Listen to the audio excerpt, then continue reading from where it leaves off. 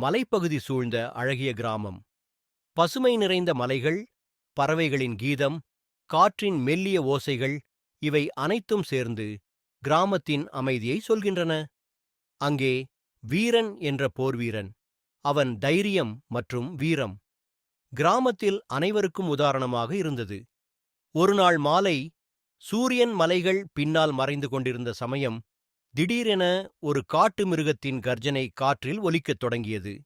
மக்கள் பயத்தில் அஞ்சி ஓடி தங்களின் வீடுகளில் ஒளிந்து கொண்டனர். என்ன செய்வது?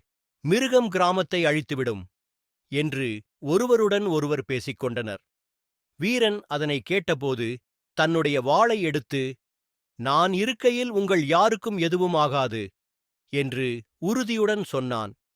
காட்டு மிருகத்தை எதிர்கொள்வதற்காக அவன் கிராமத்தின் எல்லையை நோக்கி விரைந்தான். காடு மெல்ல இருண்டது. மிருகத்தின் கண்கள் இருளில் ஒளிபதிக்கின்றன. வீரன் தயக்கமில்லாமல் முன்னேறினான். மிருகம் திடீரென அவனை நோக்கி ஓடி வந்தது.